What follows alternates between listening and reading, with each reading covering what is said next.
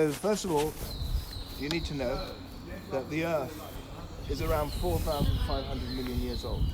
So that's a very difficult number to get hold of, right? So what we're going to try to do in the deep time walk is get a felt physical understanding and sense of how ancient our Earth is. And if we do that, we hope that our respect for the Earth will increase through this terrible crisis that the Western culture has caused and wreaked upon her. That we can, in our lives, do something to help improve the situation. I think before we can really do anything like that, we need to really have a strong feeling for the Earth. So we're going to walk actually 4,600 million years, but over a period, over a distance of 4.6 kilometers. So 4.6 kilometers represents 4,600 million years. And on that scale, every meter we walk, that's 1 million years. And on the same scale, every footstep, that's 500,000 years. So let's say we're 4,500 million years ago here. There was no Earth. There was no solar system. But there was a big star. And that star exploded into a supernova. And in that explosion, a whole lot of heavy elements were created. Carbon, nitrogen, sulfur, all the elements of the periodic table, they were all created. And they started swirling around. So it's a huge explosion, the supernova explosion. And in one little bit of it, some of that dust, let's call it dust, of these elements started swirling around. And in the middle, there was a clump of hydrogen that ignited to form the sun. This same sun we have now. And that dust around the sun started swirling and swirling and swirling. And little grains of matter started forming, and little grains of matter started clumping together until we end up with the planets. And by the time we get to here, 4,500 million years ago, the Earth has formed. But it's nothing like this, today's Earth. The thing is, it was a molten ball of rock. And now look at all this. You know, trees, blue sky, 20% oxygen, humans, birds, rainforests, coral reefs. All started off from a molten ball of rock. How is that possible? How is it possible? Well, we don't know. In science, we have no idea. So let's keep walking. We'll go towards the present day. Every millimeter is 1,000 years. 1,000 years. And let's just walk in silence for a few hundred million years. So just so you get the feeling of it, okay? It's this Earth. You have to do two things. You have to put yourself in the past and also remember the Earth now and compare those two states. Yeah, it's not easy, but it's sort of like a practice. Okay, let's go.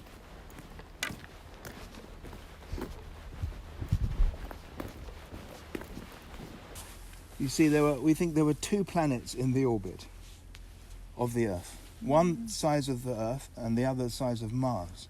Both molten balls of rock. Can you imagine them? They're going around the same orbit. And then eventually, there's a huge collision. I mean, immense. And the two of them kind of melt into each other. And there's an incredible mixing up, exchange. And then some of that molten rock, with the sort of the momentum of the impact, it spins out into space and forms lots of little molten droplets. And they themselves then sort of feel attraction for each other and they coalesce into another planet. Guess which planet that is? Still there today. Very close to us. Any idea which that planet is? The moon, yeah. The moon. And this is really important for the future of life, because if we hadn't had the moon,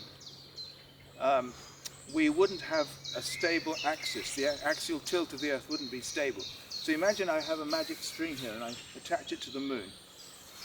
And I fling the moon way out into space right now, okay?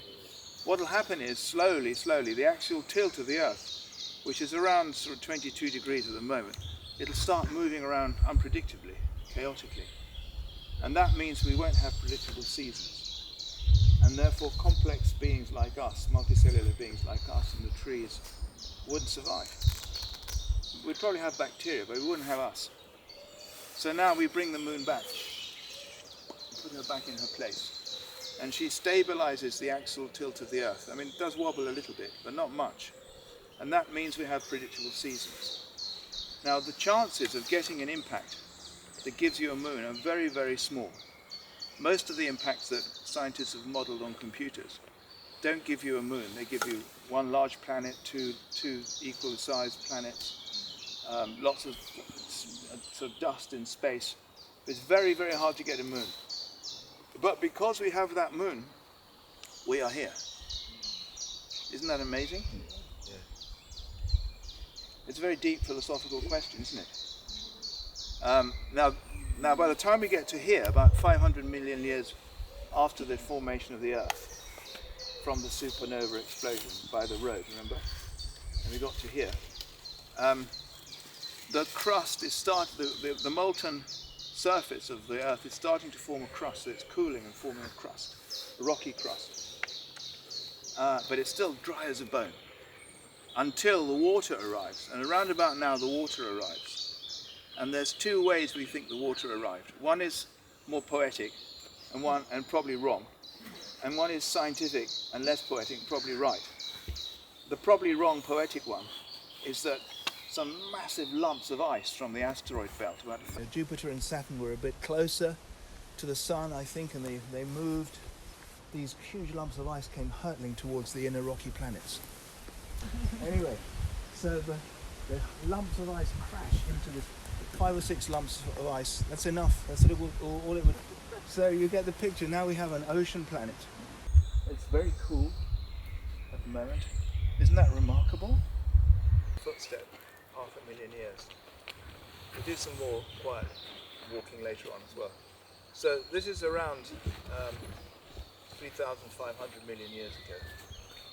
And during all the time we've been walking up to here, the water has been dissolving chemicals out of the rocks. And those chemicals have been saying to each other, hey, look at this. This is a nice place. Look at this. It's very rare to get a place like this. It's liquid water. It's just the right temperature.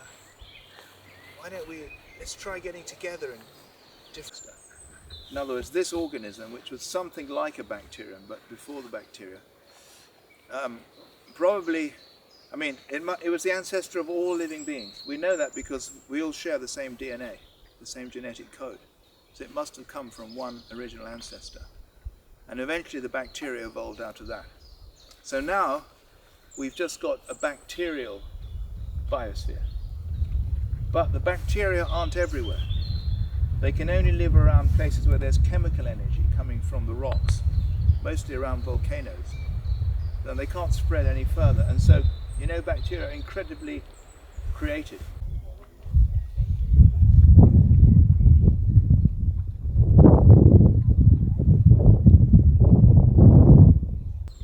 So it's nothing, apart from the appearance of life, nothing much has changed. It's oceans, volcanic islands, CO2 atmosphere, no breathable oxygen. Isn't it amazing to think, look at her now, these massive trees colonizing, and we've even got continents, first of all. That's a miracle in itself, that we've got continents. Where did they come from? And then, look, the continents are covered with life. But of course, all this is going to happen in the last 600 meters. All right, ready? So let's keep walking, keep the meditation going.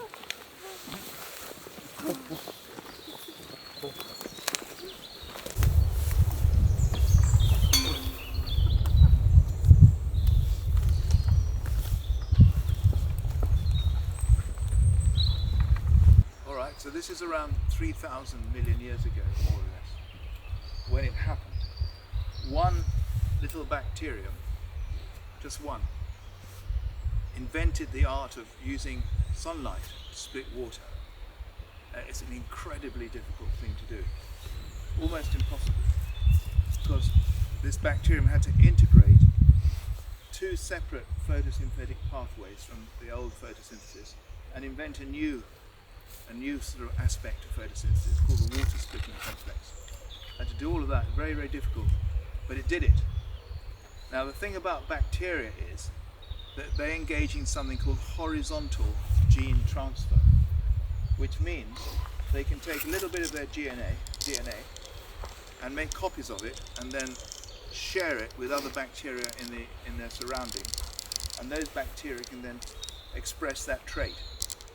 Now, Lynn Margulis, who's one of the great biologists who studied all this, who was also taught at Schumacher College, she has a nice way of explaining this so you can understand it. And in a few 100 million years, that ability of oxygenic, we call it, oxygen producing photosynthesis, water splitting photosynthesis, was all over the surface of the ocean. All the billions and billions and billions of bacteria. It spread like wildfire all over the surface ocean. There's plenty of carbon dioxide in the atmosphere, there's plenty of water. So, what's this going to have? Sorry, what impact is this going to have on the climate of the Earth? Now we've got huge numbers of bacteria all over the global ocean extracting carbon dioxide from the atmosphere. So you've got three choices. Oh, go on, yeah? The oxygen in the air, yeah. They're going to be producing oxygen, yeah. But the oxygen doesn't actually affect the climate. They're cooling it down? Yeah, why? Because, why? Yeah, you're right, they're cooling it down, but why? Because CO2 traps the heat from the sun. Yeah, go on. And why CO2? That's right, yeah. So CO2 is a greenhouse gas, right? Yeah. So what's the reaction that's going on in photosynthesis? So if they're splitting the water and they're putting oxygen in the air, so there's like just a different proportion of oxygen to carbon. Oxygen, a greenhouse gas has to have 3 or more atoms in it. So O2 has 2 atoms, so it's not a greenhouse gas, right? So what's happening? You've got to know this as growers, okay? Because you're growing plants, right? So why do plants grow? What are they doing? Where do they get their energy from? Yeah, sunlight. Synthetic algae, bacteria, sank to the bottom of the ocean. There are other bacteria that like to decompose those dead bodies. We call them fermenting bacteria, right? They like to decompose those dead bodies. And they release methane, which is a greenhouse gas, and carbon dioxide into the water, and it bubbles up into the atmosphere, and that stops the Earth from freezing.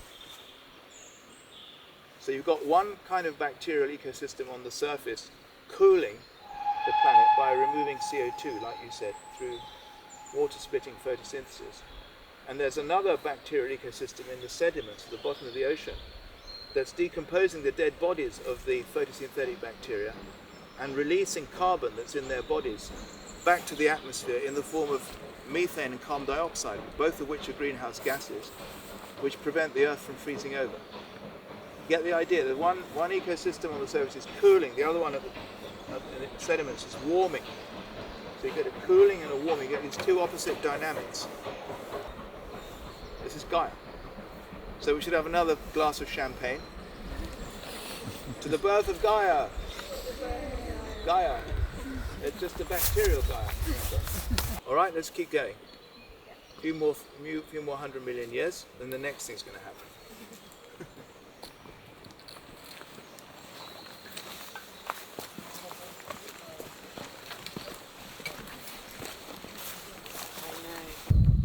It's about 2,500 million years ago.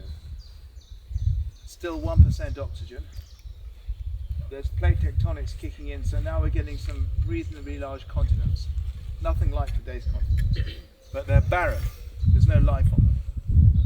But in the ocean, something remarkable has happened in the bacterial realm.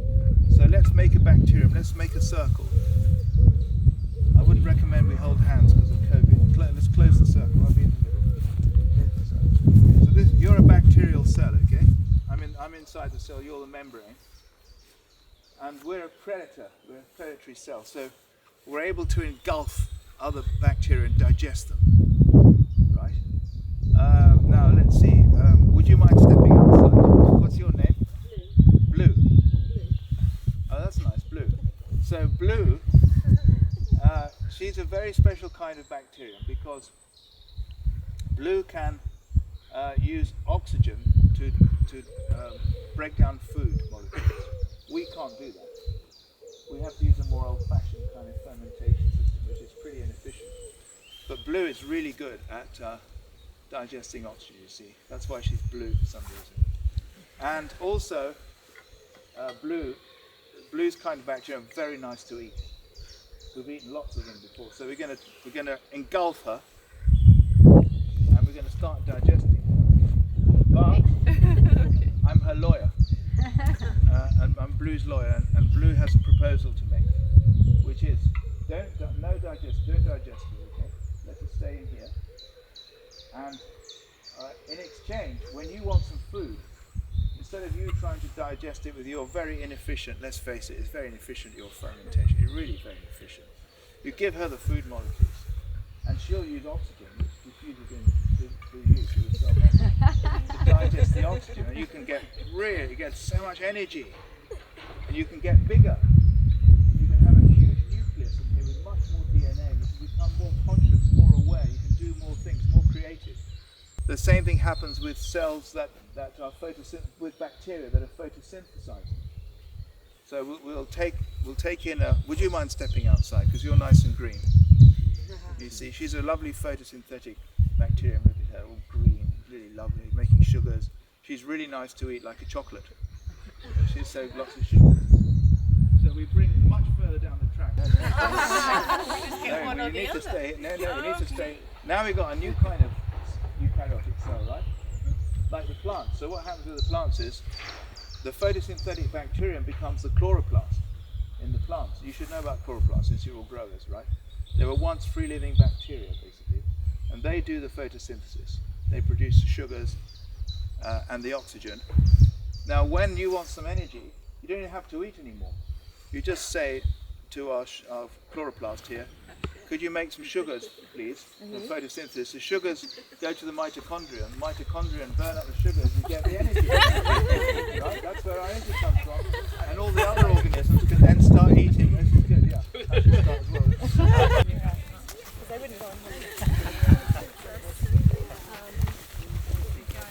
They escape.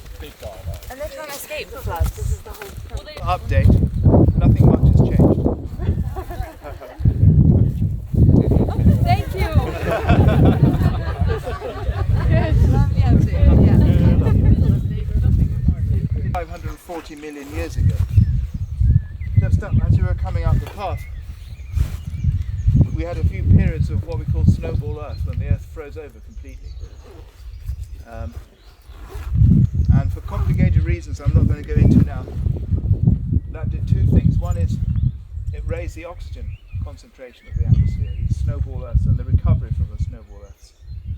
And then also it might have forced the single-celled organisms to become multicellular. So by the time we get to here, this is the famous Cambrian explosion. Have you heard about that? Where if you look in the fossil record around 540 million years ago or so, you get lots of multicellular organisms. Things like sponges, the first sort of worms, the first, have you heard of trilobites? No, trilobites. Well, Julia, one day, my wife, do you know Julia's my wife, who cooks the food? One day she will cook you a trilobite, but she calls it a spinach plat. So look out for the spinach plat, it looks like a trilobite. So we've got mollusks, the ones that will be eating your vegetables. Snail, very early forms of snail. We've got worms, I mentioned. So, and the oxygen is around 10%.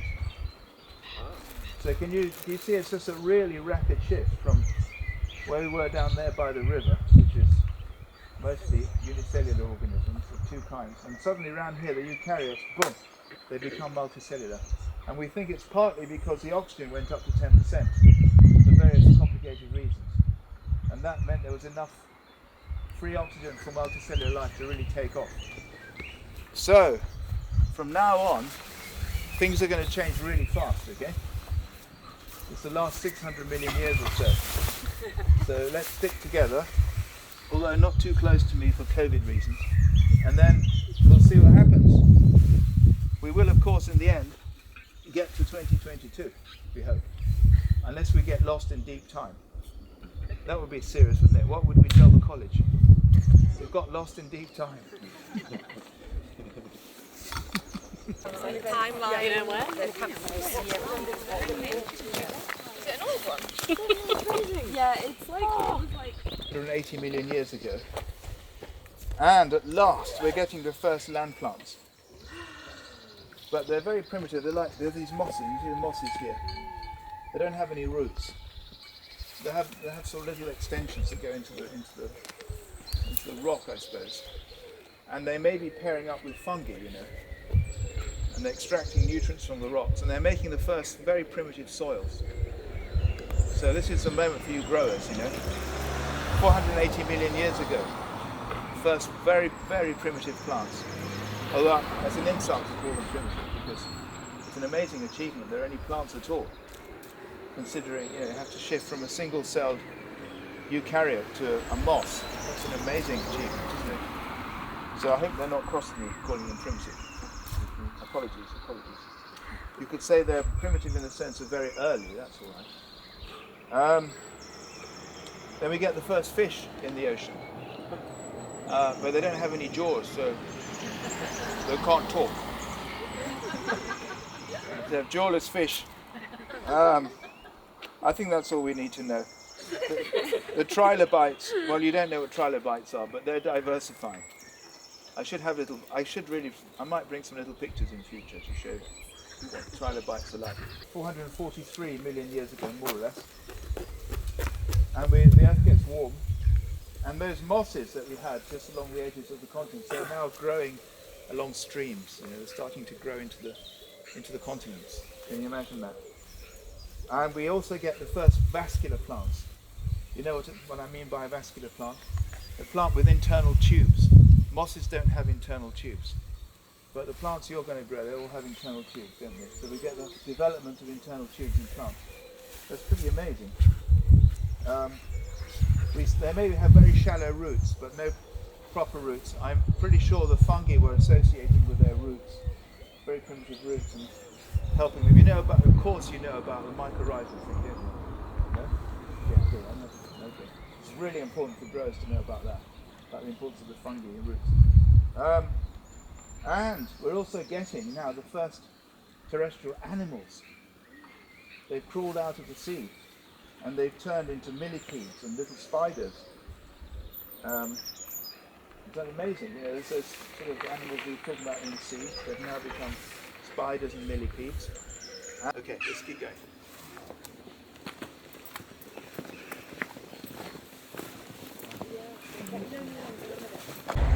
We're in the lower Devonian now. Some of the rocks not far from here are from this period, 400 million years ago. Now we've got forests of plants with tubes and roots covering nearly all the continents. Can you imagine just since we last stopped all that evolution that's happened? And they don't have flowers though. They're spore-making plants.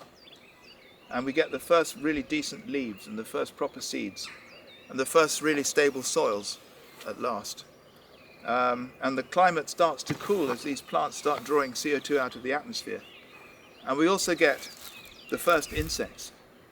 Some of them have wings on the land, and they join a thriving community of mites and scorpions and millipedes and spiders and lots of other animals without backbones. There are no animals with backbones on land, they're all in the sea. And at last, the fish have developed jaws. So they say to themselves, hey, what do you think, guys? Shall we colonize the land? Some of them might poke their heads out of the water and see all those juicy millipedes crawling on and think, yes, let's colonize the land. I'm being very anthropomorphic.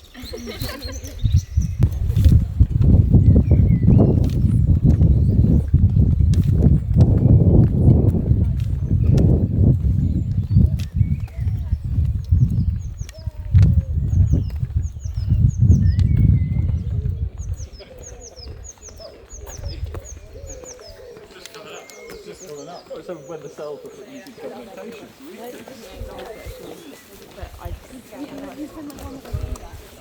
This is the upper Devonian, when there were lots of coral reefs all over the place, especially here in Britain, which was in the tropics in those days. Wouldn't that have been nice?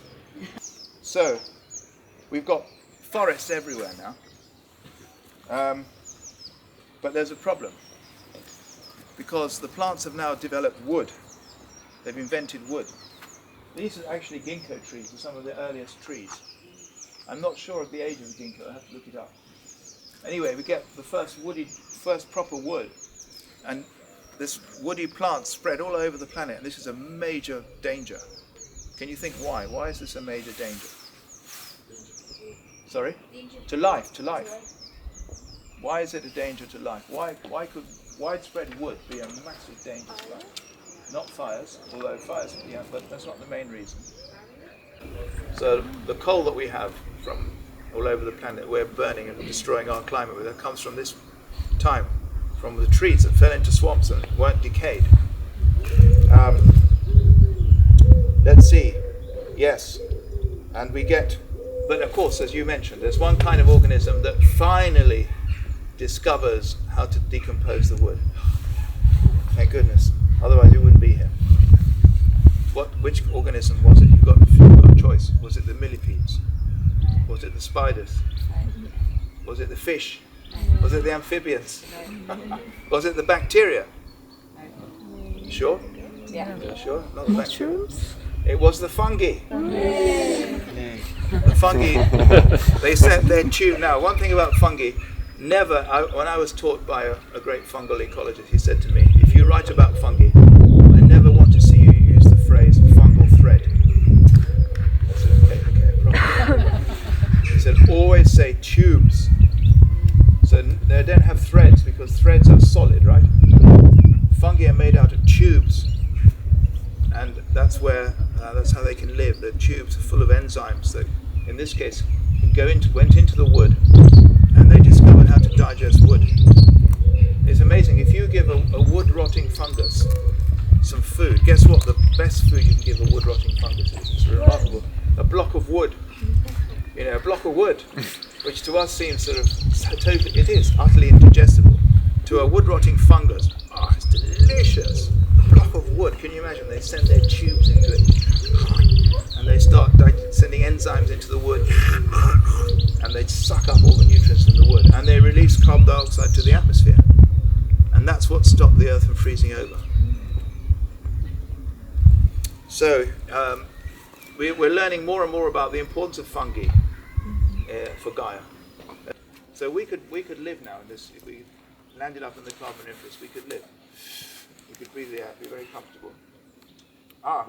We've also got the first primitive reptiles. So some of the amphibians are becoming more detached from the land, and they're turning into reptiles. In terms of plate tectonics, the continents are now coming together. Remember, they're all covered in vegetation now. They're coming together to form the last great supercontinent called Pangaea. Okay, let's keep going.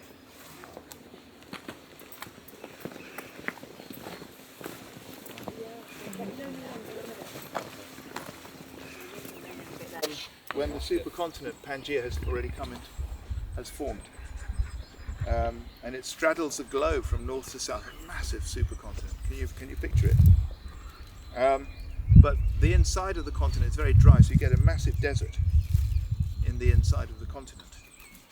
And the fact that the supercontinents come together has created so much volcanic activity that we get a mass extinction because of that. Things go very warm, very hot. A little bit later, about 250 million years ago, around about now, because of the supercontinent, things get really, really hot. It goes up to about 4 or 5 degrees previous to the supercontinent, and it's an absolute disaster. I mean, you get the biggest mass extinction of all time happens. Just think what that means for us if we warm up our planet now by 4 degrees centigrade relative to pre-industrial times.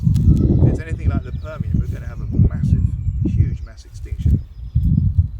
But anyway, the reptiles do very well in the dry climates. We get diversification of reptiles. Some become really huge herbivores. Some become carnivores. Yes. Well, there we are. You see, we have to learn from the Permian mass extinction. There were probably huge releases of carbon dioxide from the volcanic activity, equivalent to our releases of carbon dioxide.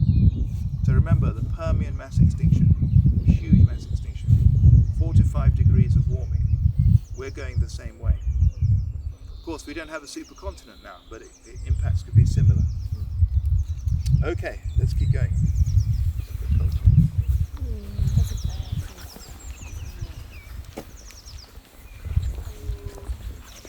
Yeah, I did.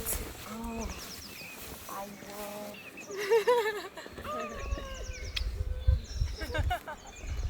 The paradigm's slowly shifting from a totally mechanistic one to a more, I wouldn't say animistic, but sort of quasi-animistic, you know. So, here we are. We're around 200 million years ago now, and we've got the age of reptiles. You get the first flying reptiles, the pterosaurs, and the first dinosaurs, but they don't become dominant for another 50 million years. It's only 50 meters. And we also get the first true mammals, our direct ancestors. The first mammals appear. And we've still got amphibians, of course. Some of them are very large. Thinking about it. It was Diego all the time. Obviously. All right, so this is around 180 million years ago. It's just to say that the continents are now really splitting apart. And we begin to discern the shapes of North America and South America and Australia. You know, they're in different places, but you can recognize the shapes. Okay, keep going.